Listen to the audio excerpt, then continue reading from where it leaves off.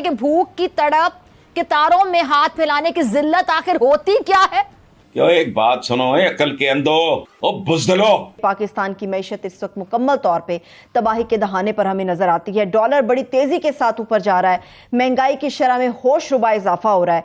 ऐ पैदा करने वाले, क्या यही वो पाकिस्तान है जो तेरे नाम पर वजूद में आया? यहाँ देने वाले कम और लेने वाले हाथ क्यों ज्यादा होते चले गए? ये जो इक्तिसादी बर्बादी है, ये अंडे बच्चे देती रहेगी। अवाम को महंगाई से निजात दिलाने आए थे, आपके दौर में तो उन्हें जिंदगी से निजात मिल रही है। क्या ये है जमहूरियत? क्या ये है जमहूरियत? और गरीब खाने के लिए कितारें लगा लगा कर जाने दें, वो भी आटे के लिए, चंद सेर आटे के लिए।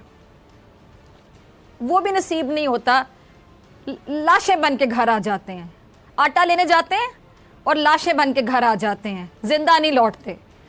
क्या तोशा खाना से जो अरबों रुपए की घड़ियां, कारें, कालीन और जो बाकी तोहफे, दीगर तोहफे बटोरने वाले अवाम को आटे का भी हकदार नहीं समझते हैं? क्या ये हमेशा मांगने के लिए पैदा हुए हैं? मगर आम आदमी जो एक आटे की बोरे के पीछे अपनी जान देने के लिए भी राजी हो गया, कितारों में खड़े होते हैं, सर्दी हो या गर्मी हो, धूप है या बारिश हो, से एक आटे की बोरी चाहिए। इतने बेबस लोग हैं शब्बर जैदी साहब, जो वहां पे ये आटा लेने जाते हैं, कितारों में लगते हैं, जिलो खवार होके जाते हैं। उनमें से बहुत से लोग जिंदा नहीं लौटते हैं। आटा लेने जाते हैं, जिंदा नहीं लौटते हैं, लाशें बन के लौटते हैं। और जो जिंदा लौट भी आते हैं, ये आटा जरा पूछ लें लोगों से जिनके घरों में जा रहे हैं, ये आटा क्या खाने के काबिल है? नहीं, वो तो देखिए मेरी बात समझे। देखिए बात ये है फिजा के पाकिस्तान में, देखिए पाकिस्तान में इस वक्त जंग हो रही है स्टेटस को बरकरार रखने की और स्टेटस को तोड़ने की।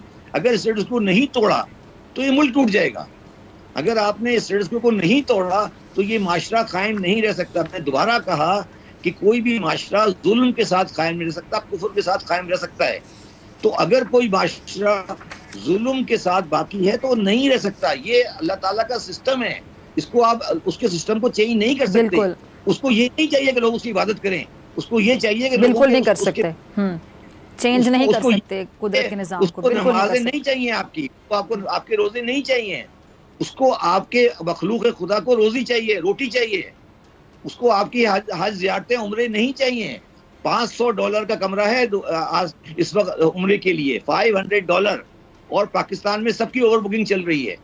आप पूछे ना, मैं अक्सर सोचती हूँ कि अगर कोई हुक्मरान वाकई ये महसूस करे कि वो हुक्मरान है, उसके कंधों पर कितनी बड़ी जिम्मेदारी है, वो रोजे महशर जवाब दे, तो मेरे ख्याल से इनको तो रातों की नींद ही ना आए, इनको रातों को नींद ही ना आए। नहीं, देखिए मेरी बात सुने, दो हुक्मरान दो होते हैं। एक हुक्मरान होता है जो मुलूकियत कायम करता है, मुलूकियत है, ये हुक्मरान नहीं है, ये गासिब है। इसको बोलते हैं गासिब, जिन्होंने हुक्मरानी पे कब्जा कर लिया है। ये गासिब एक पार्टी नहीं है। पाकिस्तान में एक राज याफ्ता तबका है जो गासिब है। पाकिस्तान के 372 जो MPA MNA हैं, उनमें से 300 MNA वही हैं, वो पार्टियां जीत करके आए हैं, चाहे आप उनकी लिस्टें उठा लें। तो ये एक गासिबों का तबका है जो पाकिस्तान के ऊपर हुक्मरान है, आज से नहीं है, ये पहले दिन से हुक्मरान है। तो अगर आप इसको चलाएंगे तो उसका यही नतीजा निकलेगा। 71 और 71 में हमने देखा, यानी कि 2 लाख मुल्क हुआ, उसके साथ उन्होंने जोड़ दिया। इन बयानात को आप किस तरह से देख रहे हैं? जब आखिरी बात की ना 2 लाख होने वाला, पहले ये इमरान खान कह रहा था कि अगर ये इलेक्शन ना करवाए तो ये 2 लाख हो सकता है, 1971 हो सकता है। तो ये पहली बात तो ये है कि रिवर्सल आया है। मगर आम आदमी जो एक आटे की बोरी के पीछे अपनी जान देने के लिए भी राजी हो गया, कितारों में खड़े होते हैं, सर्दी हो या गर्मी हो, धूप है या बारिश हो, से एक आटे की बोरी चाहिए। उसका हाल भी मैं जरा लोगों के साथ शेयर कर दूं, बता दूं। रमजान के महीने, बिल्कुल रमजान का मुकद्दस महीना है, लोग रोजे की हालत में होते हैं। महंगाई ओवरऑल आज 35% से ज्यादा तजावुज कर चुकी है। शरह सूद को ना करते करते इस गवर्नमेंट के अंदर 8% से ज्यादा इजाफा शरह सूद में हो गया है। बिजली 68% महंगी हो गई, गैस की कीमतें 112% बढ़ गई हैं, पेट्रोल एक साल में 81 रुपए और डीजल 103% महंगा हो गया है। आटा बुनियादी जरूरत, 2 वक्त की रोटी बुनियादी जरूरत है, पिछले साल के मुकाबले में ये 68% और चीनी 35% से ज्यादा महंगी हो गई है। इससे ज्यादा और क्या तकलीफ थी बात होगी आमिर साहब? हारून साहब, पहले तो ये क्योंकि टेक्निकल गुफ्तगू से पहले बड़ा जरूरी है कि आप इस पे आम आदमी के हवाले से बात बहुत जरूरी है, एजुकेट करें प्लीज।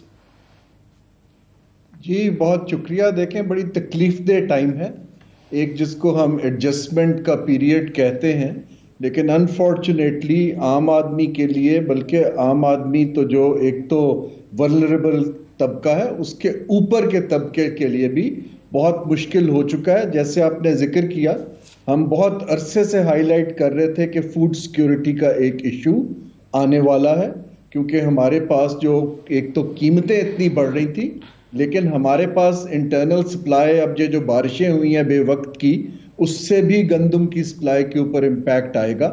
तो ऐसे गैर मामूली हालात के अंदर जो ममालिक हैं उनको गैर मामूली इक़दामात करने पड़ते हैं। अफसोस के साथ ये कहना पड़ रहा है कि हम इसको उसी ओल्ड स्कूल के लेंस से देख रहे हैं। अब तो इस वक्त जो दुनिया का मीडिया है, जो आपने जिक्र किया है, जो कराची का अनफॉर्चुनेट वाकया हुआ जिसमें अमवात हुई ज़कात लेने पे, उसको पहली दफ़ा मैं देख रहा हूँ डिप्लोमेटिक सर्कल्स में और बाहर उसको एज ए केस स्टडी दिया जा रहा है कि देखिए एक बहुत ज़्यादा पॉपुलस मुल्क है जहाँ लोग गुर्बत की लकीर से नीचे जा रहे हैं, फूड अवेलेबल नहीं है, यूटिलिटीज़ का वो बिल नहीं दे, तो उससे एक ओवरऑल अनरेस्ट की सूरत हाल पैदा हो चुकी है।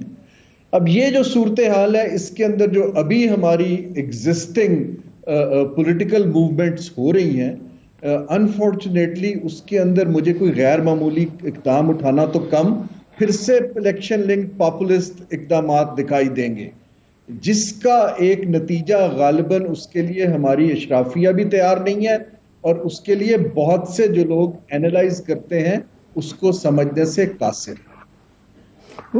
हारून, अभी खोजा साहब जो है वो इसाक डार साहब को ना जादूगर फ्रॉम जद्दा कह के गए हैं, तो वो रोज़ एक नया क्लेम कर देते हैं कि अभी IMF का वो होने वाला है, अभी खुशहाली आने वाली है, इकरार भी नहीं करते जो कि जो हालात बुरे होने का।